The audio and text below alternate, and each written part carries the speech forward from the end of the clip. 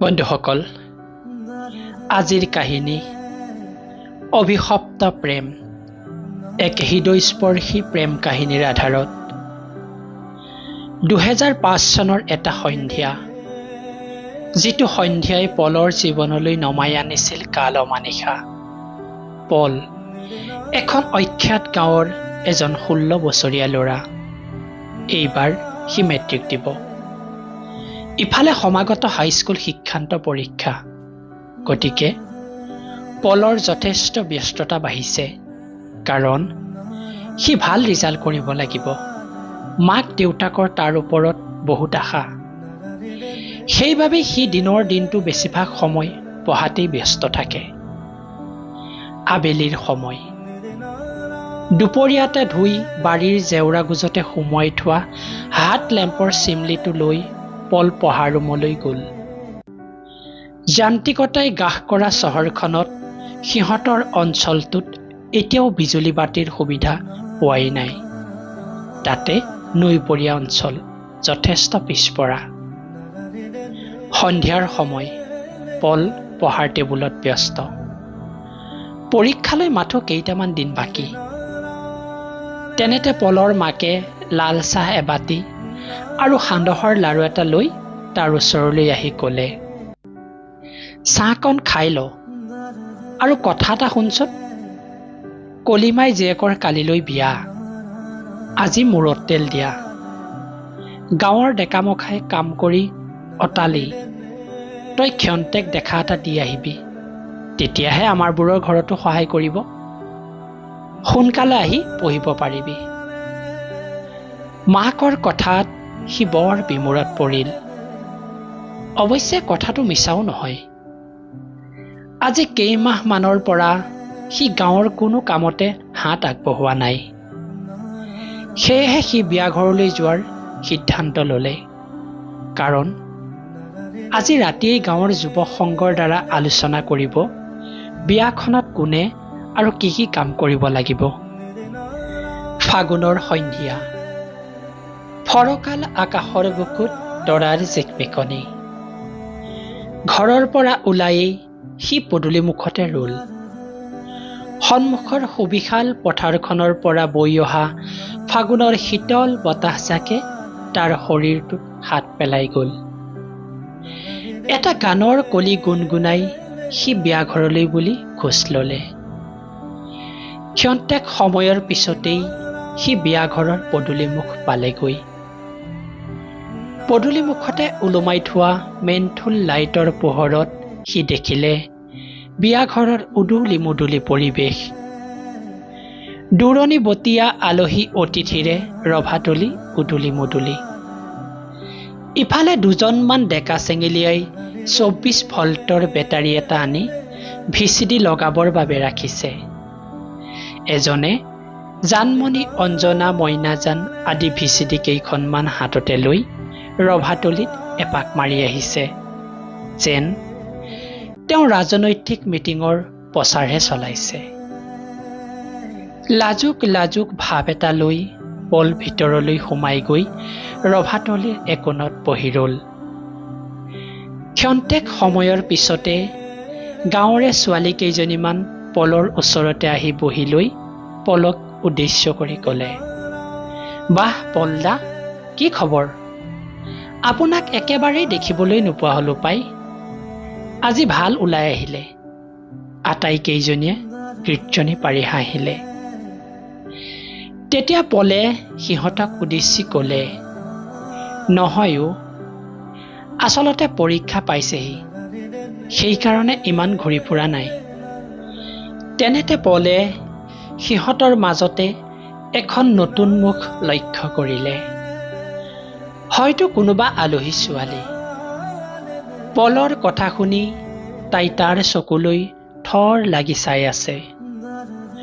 পলেও এপলক দৃষ্টিৰে চাই ৰ'ল তাইৰ মুখলৈ। এজনী সুঠাম চেহেৰাৰ সুৰসী গাভৰু। তাইৰ চাৱনিত কোনো দিন ছোৱালীৰ চকুলৈ চাই নোপোৱা পলৰ হৃদয়ত এজাক প্ৰেমৰ বতাহ বাগৰি গ'ল। লাহে লাহে সিহঁতৰ জৰিয়তে পলে ছোৱালীজনীৰ লগত চিনাকি হ'ল। নাম তাইৰ বৰ্ণালী। ক্লাছ 10ৰ ছাত্ৰী। পলহঁতৰ গাঁৱৰ পৰা প্ৰায় 6 কিলোমিটাৰমান দূৰৈত বৰ্ণালীৰ ঘৰ। প্ৰথম চিনাকিতেই যেন দুয়ো বহুত আপোন হৈ পৰিল। ক্ষন্তেক সময়ৰ পিছতেই মুড়ি আৰু লাল চাহৰ জুতি লৈ সিহঁতে বিভিন্ন ধৰণৰ গল্প কৰিব ধৰিলে। চাওঁতে চাওঁতে সিহঁতৰ মাজত যথেষ্ট ঘনিষ্ঠতা হ'বলৈ ধৰিলে। নিশা প্ৰায় 11মান বাজিছিল। বিয়াৰ মূৰত তেল দিয়া আৰু যুৱক সংঘৰ আলোচনা শেষ হ'ল। তাৰ পিছতে সকলোৱে ভিচিডি চোৱাৰ আমেজ ল'বলৈ বহি পৰিল। পলেও চকী এখন লৈ ৰভাতলিৰ একোণত বহি পৰিল। তেনেতে সি মন কৰিলে বৰ্ণালীয়ে লগৰ কেইজনীৰ সৈতে তাৰ কাষতে বহিলেহি। অলপ পিছতেই ব্লেক এণ্ড হোৱাইট টিভিত জানমণি ভিচিডি আৰম্ভ হ'ল। গোটেই ৰভাতলি আনন্দৰ জোৱাৰ উঠিল। তেনেতে পলে অনুভৱ কৰিলে তাৰ হাতখন বৰ্ণালীয়ে জোৰেৰে খামুচি ধৰিছে। কিবা এক অবুজ শিহৰণত তাৰ হৃদয়ত প্ৰথম প্ৰেমৰ লহৰ বাগৰি গ'ল। সি এক অবুজ মিঠা চাৱনিৰে তাইৰ দুচকুলৈ চালে। তাইও লাজ লাজ চাৱনিৰে মিচিকিয়াই হাঁহি মাৰি তাৰ চকুলৈ থৰ লাগি চাই ৰ'ল। দুয়োৰে চাৰি চকুৰ মিলনত প্ৰেমৰ ধুমুহা বব ধৰিলে। পলে বাওঁ হাতখনেৰে তাইক আঁকোৱালি ল'বৰ বাবে আন্ধাৰৰ সুযোগত তাইৰ কঁকালৰ ওপৰ ভাগত খামুচি ধৰিলে। তাৰ পিছতে সি অনুভৱ কৰিলে তাই পলৰ হাতখন ধৰি তাইৰ বুকুৰ ওপৰত হেঁচি ধৰিলে। তাইৰ বুকুখন প্ৰেমৰ উত্তাপত গৰম হৈ উঠিল। পলৰো অৱস্থা ঠিক একেই হ'ল। লাহে লাহে তাই পলৰ দুবাহুত মূৰ গুজি দিলে। পলেও ভয় আৰু এক অজান আবেগত কোনেও নেদেখাকৈ মৰমৰ চুমা আঁকি দিলে তাইৰ ৰক্তিম অধৰত। মাত্ৰ ক্ষন্তেক সময়ৰ বাবে যোৱা পল প্ৰেমৰ প্ৰথম ধুমুহাত হাবুডুবু খাই গোটেই নিশা পাৰ কৰিলে বৰ্ণালীৰ সান্নিধ্যত। পিছদিনাখনৰ কথা। ইফালে প্ৰথম প্ৰেমৰ ঢৌ। লগৰ দুজনীৰ সৈতে বৰ্ণালী পলৰ ঘৰলৈ গ'ল। সি পঢ়াৰ টেবুলত আছিল যদিও যোৱা ৰাতিৰ কথাবোৰ ভাবি কোনোবা অচিন ৰাজ্যত বিচৰণ কৰি ফুৰিছিল। লাহে লাহে দুয়োৰে মাজত প্ৰতিশ্ৰুতিবদ্ধ হ'ল গোটেই জীৱন ইজনে সিজনৰ জীৱন বাটৰ লগৰী হোৱাৰ। সময়বোৰ এইদৰেই পাৰ হ'ল। পলৰ পৰীক্ষা আৰম্ভ হ'ল। কিন্তু প্ৰেমৰ জ্বৰত ভবামতে পৰীক্ষা দিয়া নহ'ল।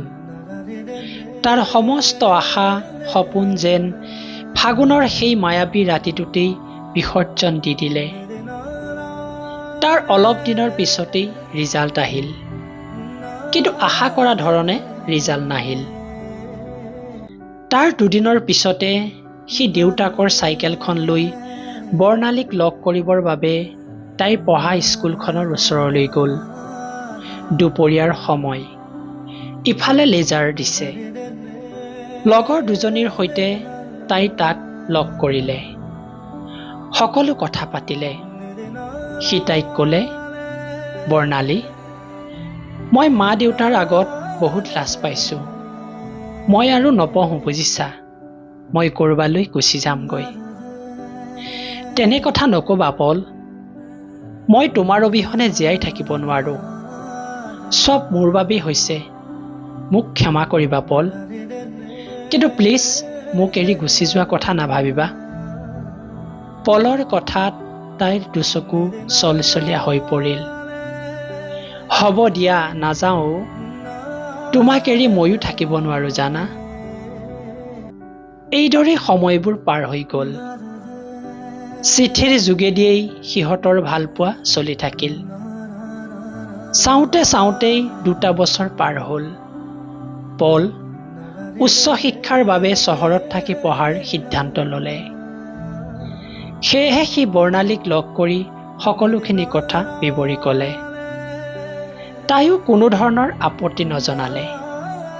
যদিও হৃদয়ৰ একোণত এছাতি শোকে খুন্দা মাৰি ধৰিছিল, কিন্তু পলৰ আগত প্ৰকাশ নকৰিলে। তাইৰ কথা ধৰিব পাৰি পলে তাইক দুবাহুৰ মাজত আঁকোৱালি লৈ ক'লে, তুমি মিছাতে চিন্তা নকৰিবা, মই সদায় তোমাৰ হৈ থাকিম। মাথো হৃদয়ত বিশ্বাস ৰাখিবা আৰু সোনকালে চাকৰি এটা বিচাৰি তোমাক বিয়া পাতিম। হ'ব পল, তুমি ভালে থাকিবা। ঘৰলৈ আহিলে প্লিজ মোক লগ নকৰাকৈ গুচি নাযাবা। আৰু এইখন লোৱা ডায়েৰী, ইয়াৰ মাজতে মোৰ ফটো এখন আছে, মনত পৰিলে চাবা। তাই উচুপি উচুপি বেগৰ পৰা ডায়েৰীখন উলিয়াই দি কৈ গ'ল। পলে ক'লে, হ'ব, তুমি মিছাতে মন মাৰি নাথাকিবা। মই পাৰো যদি মাজে মাজে চিঠি দিবলৈ চেষ্টা কৰিম, আৰু এই ডায়েৰীখনৰ প্ৰতিটো পৃষ্ঠাত সদায় তোমাৰ প্ৰতি মোৰ অনুভৱখিনি লিখি ৰাখিম। এইদৰে পল অনুপল কৰি 3টা বছৰ পাৰ হৈ গ'ল। নিজৰ শিক্ষা শেষ কৰি পল আনন্দ মনেৰে ঘৰলৈ ঘূৰি আহিল। ঘৰ পোৱাৰ পিছদিনাখনেই সি তাইৰ বাবে চহৰৰ পৰা লৈ অহা মৰমৰ উপহাৰ আৰু ডায়েৰীখন লৈ বৰ্ণালীৰ গাঁৱলৈ বুলি ৰাওনা হ'ল। গাঁও সোমাই তাৰ হৃদয়খন কিবা এক অজান আশংকাত হাহাকাৰ কৰি উঠিল। কাৰণ সি যে আহিছে তাই কেনেকৈ গম পাব। তেতিয়া সি লগে লগে পৰীৰ ঘৰলৈ গ'ল। পৰী বৰ্ণালীৰ বহুত ভাল বান্ধৱী। সিহঁতৰ ঘৰত গৈ গম পালে প্ৰায় 7 মাহমান আগতেই ফুৰিবলৈ অহা চহৰৰ ল'ৰা এটাৰ লগত তাই পলাই গ'ল। খবৰটো পাই তাৰ দুচকুৰে চকুলো বাগৰি আহিল। সেইদিনা গোটেই ৰাতি সি ডায়েৰীখন বুকুতে লৈ উচুপি উচুপি কান্দিছিল। বহুত দিনলৈ পল পাগলৰ দৰে হৈ পৰিছিল। এইদৰেই হতাশাগ্ৰস্ত অভিশপ্ত সময়বোৰ বাগৰি গ'ল। 2023 চনৰ কথা। হঠাৎ পলৰ মোবাইলত এটা অচিনাকি প্ৰফাইলৰ পৰা ফেচবুক মেছেঞ্জাৰৰ জৰিয়তে এটা মেছেজ আহিল। প্লিজ কল এটা কৰিবচোন, ডাঙৰ কথা এটা আছে। লগতে এটা ফোন নাম্বাৰো দিছে। পলে বৰ গুৰুত্ব নিদিলে, কাৰণ ছ'চিয়েল মিডিয়াত ব্যস্ত থাকিবলৈ আজিকালি তাৰ সময়ৰ খুব অভাৱ। সি এতিয়া বেংগলোৰৰ এটা প্ৰতিষ্ঠিত কোম্পানীৰ CEO। প্ৰায় 5 দিনমানৰ পিছত আকৌ সেই একেটা মেছেজ আহিল। এইবাৰ সি ফোন কৰিলে। সিফালৰ পৰা এটা নাৰীৰ কণ্ঠ ভাহি আহিল। পল, ভালে আছানে? বৰ্ণালী, তুমি? মোক মনত আছে তোমাৰ? চিনিব পাৰিছা মোক পল? তাই উচুপি উঠিল। সেইদিনাখন সিহঁতে বহুত সময় কথা পাতিছিল। তাই সিদিনাখন বহুত কান্দিছিল যেতিয়া গম পাইছিল যে পল আজিও অবিবাহিত। তাই পলৰ ওচৰত ক্ষমা বিচাৰিছিল। এবাৰৰ বাবে হ'লেও তাই পলক লগ পাব বিচাৰিছিল। তাই আজিও পলক আগৰ দৰেই ভাল পায়। পলে যদি ইচ্ছা কৰে তাই আকৌ পলৰ দুবাহুৰ মাজলৈ ঘূৰি আহিব। সেইদিনাখন তাই পলক ভৰিত ধৰি অনুৰোধ কৰিছিল। কিন্তু তাইৰ কথাত পলে মাথো উত্তৰ দিছিল, বৰ্ণালী, মই ইমান নিষ্ঠুৰ হ'ব নোৱাৰো। তোমাৰ দৰে আনৰ হৃদয়ত দুখৰ বোজা জাপি দিব নোখোজো মই। তুমি ভালে থাকা। তুমি কাষত নাথাকিলেও মায়াবী ৰাতিবোৰ তোমাক লগ পাওঁ মোৰ প্ৰতিটো ডায়েৰীৰ পাতত। ভালে থাকা বৰ্ণালী, ভালে থাকা। পল, পল, তাই চিঞৰি উঠিল। নাই, তেতিয়ালৈ পলে ফোন কাটি ছুইচ অফ কৰি দিছে। ক্ষন্তেক পিছতেই ফেচবুকৰ আইডিও ডিলিট হৈ গৈছে। তাই মাথো চিঞৰি চিঞৰি কান্দিব ধৰিলে, আকৌ পলক হেৰুৱাৰ বেদনাত। ধন্যবাদ।